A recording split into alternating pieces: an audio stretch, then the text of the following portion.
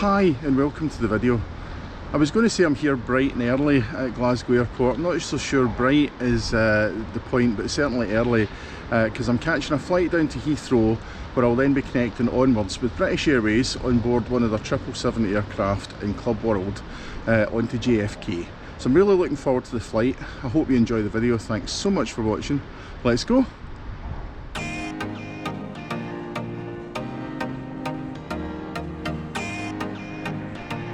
Having arrived off my connecting flight from Glasgow at Gate 1A, I made my way along to the far end of the terminal so that I could access the BA First Lounge. For a long haul flight like this, I'd normally head straight over to the B Gate Lounge, but this was my first visit to Heathrow since the First Lounge had a minor refurbishment, and I was keen to see what difference it had made. It was clear upon entry to the lounge that the majority, if not all, of the soft seating had been replaced and updated, and the lounge was looking relatively fresh.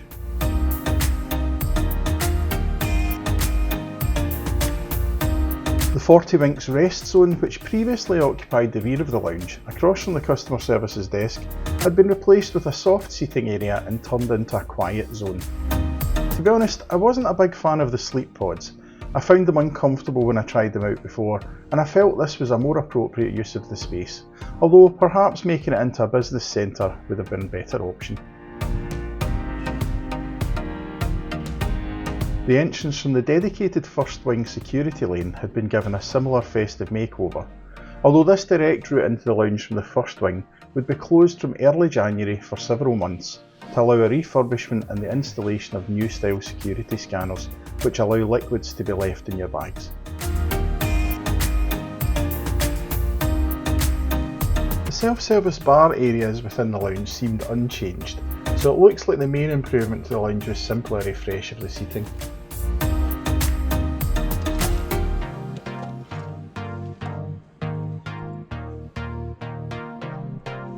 After my quick look around, I decided to go and try and get a seat out on the terrace, but first I thought I'd go and have a look at what was on offer for breakfast. As you enter the dining area, you pass by a selection of fresh fruit juices and a large self-service coffee area, which was adorned with numerous breakfast pastries. You can also choose to dine in this area, but there is no restriction on you taking food back to your seat elsewhere in the lounge. The usual cooked breakfast options were on offer, and I noticed a very small offering of cold meat and cheeses next to a much larger selection of fresh fruit, cereal and muesli.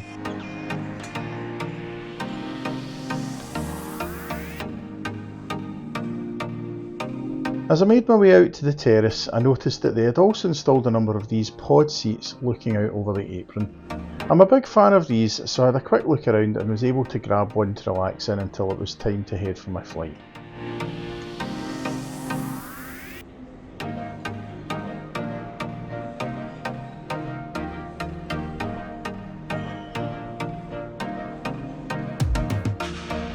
One of the great things about travelling is when you're able to meet up with people you know from the aviation community, and I was fortunate enough on this trip to catch up with a fellow Matt's Planet Patreon member, Jonathan.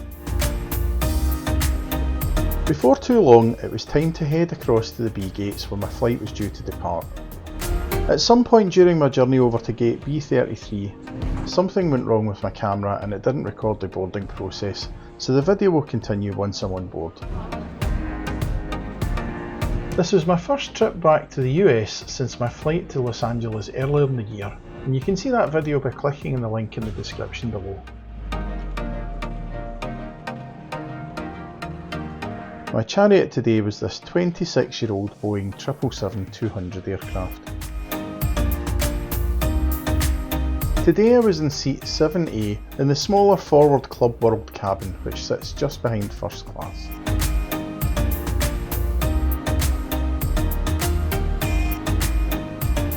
Having a look around the seat, to your side there's a small cupboard which contained a water bottle and the amenity kit, and I'll look at that later in the video. There's also a mirror on the inside of this door in case you want to wave to your viewers. Hello viewers! To the side there are two storage areas. One is quite shallow and is good for storing smaller items, whereas the other is much deeper and contains a headphone socket along with a couple of USB charging outlets. the IFE remote control and a universal socket. I found this great for storing my phone and camera during the flight. In-flight entertainment is provided via an 18.5-inch touchscreen which is in a fixed position, and below this you'll find the tray table which slides out and can be used either folded or fully extended. It's a very sturdy table. Between the table and the countertop to the side there is an abundance of flat surface area, something that the Club Suite's predecessor was sadly lacking. The footwell underneath provides excellent legroom. My feet wouldn't even reach the footrest until I reclined the seat quite a bit, and there is another large storage bin in this area which contains a safety card. On the small screen to the side of the seat you will find the seat controls, which I found to be intuitive and easy to use. They have a number of preset settings, but you can also adjust each element individually. You'll also find the control for the overhead reading light here. Sadly, an overhead light is all you get, as BA have not installed air vents in these 777-200 aircraft. While I settled into my seat, I was offered a pre-flight drink choice of orange juice or champagne. I chanced my arm and asked for both, which wasn't a problem. Printed menus were also handed out.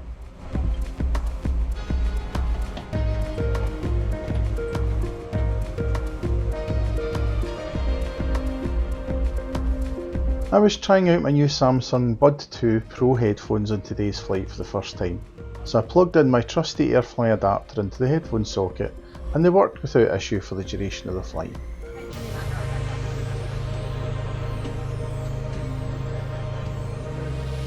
With boarding complete and the doors closed, we pushed back from our stand and began our taxi over to runway 27 left.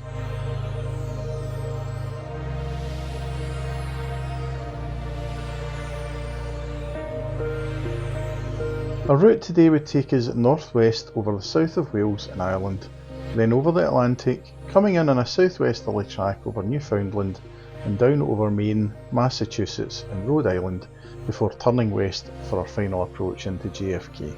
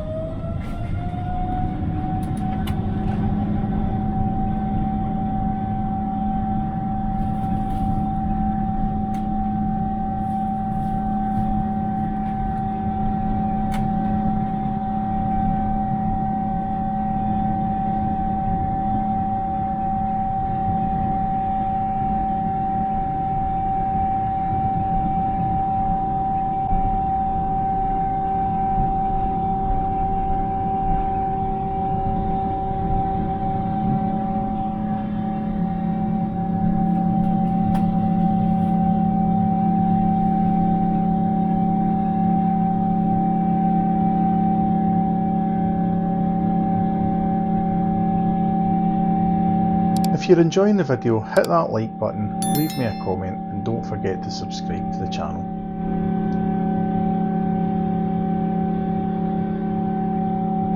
Leaving behind a damp and overcast Heathrow, we were soon above the clouds and into the clear blue skies above.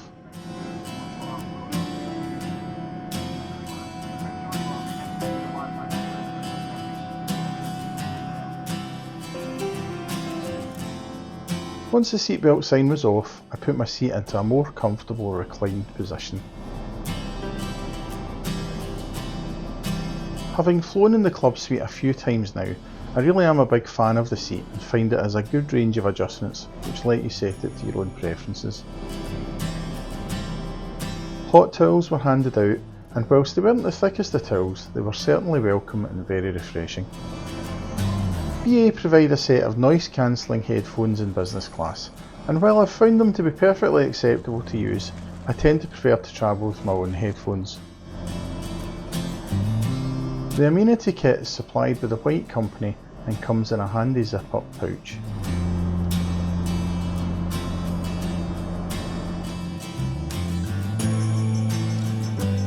My drink was delivered with a packet of nuts. I really do wish that BA would serve these in a little bowl, something even American Airlines manages to do, as it just doesn't feel premium having them handed to you in a packet like this.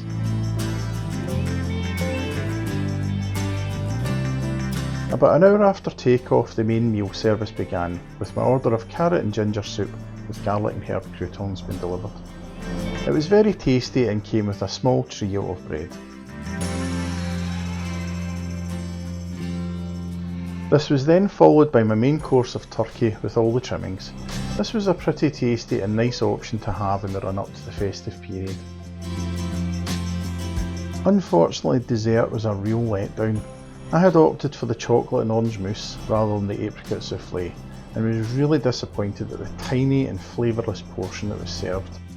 The bowl had maybe half an inch of mousse in it at most, and when you compare this to desserts and carriers like Qatar or even American Airlines with their ice cream sundae, it really is pitiful and not up to standard for a long haul business class offering. I decided to console myself with some entertainment courtesy of fellow YouTuber Max Planet, and if you haven't seen his channel, I highly recommend it.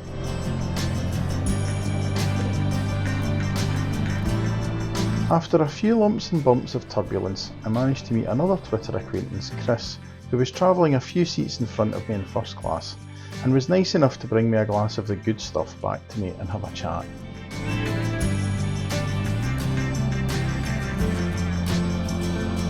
After enjoying my glass of LPGS, it was time for the afternoon tea service. I didn't really fancy the sound of the sandwiches on offer, so opted instead just to go for the scone, and caused some mischief on Twitter by posting pictures of it. Let me know in the comments how you take your scone.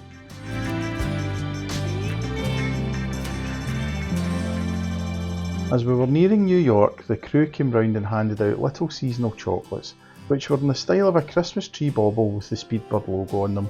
I thought this was a really nice touch. Before too long, we were on our final approach towards runway 22 left at New York's JFK Airport.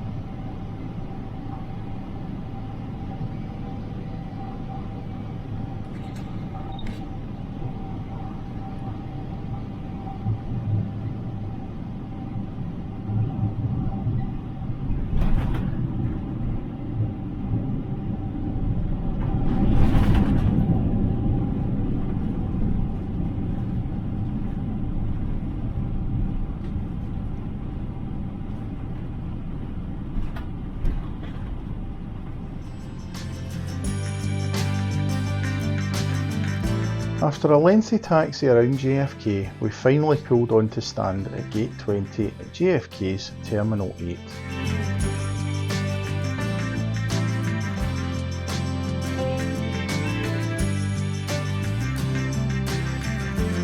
This was another really enjoyable flight with BA, with a good crew but slightly let down in a couple of places around the dessert and drink offering on board. Thank you so much for watching. I really hope you've enjoyed the video. If you have, please don't forget to hit that like button and leave me a comment, and subscribe to the channel so that you don't miss new videos as they're released.